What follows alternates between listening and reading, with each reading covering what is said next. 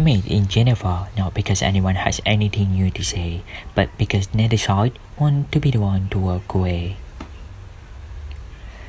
This was diplomacy of low expectation. We don't expect to resolve our differences here today. Neither do we.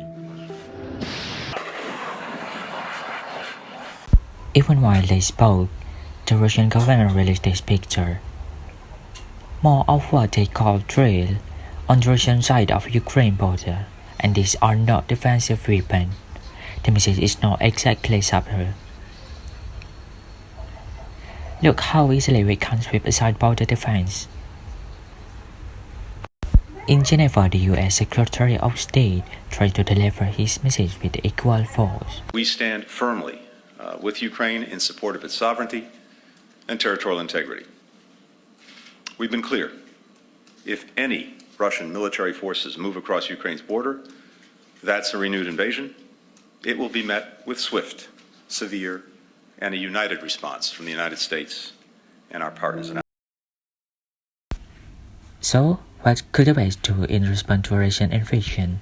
The military options are limited.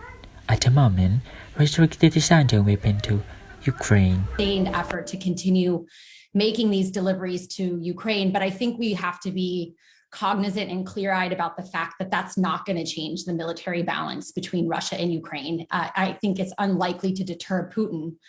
But the goal, I think, is an important one, which is to make this as costly an endeavor for Russia as possible. And I think to send a very clear signal about allied and US resolve to support Ukraine in the face of Russian aggression. I really hope we don't discover... So financial and economic sanctions are by far the more likely response, but this menu comes with prices attached. I think we have to prepare ourselves for negative consequences, whether it's turmoil in the markets, whether it's reduction in value of people's pension pots, whether it's lack of access to energy, whatever it might be. I think we have to be prepared to take those hits if we want to be credible in our threats. And at the moment, the talk is very strong from the Foreign Secretary, from others in the US administration. The talk is strong, but I think the action, as we've seen before, action does not necessarily follow strong words in the way you might think.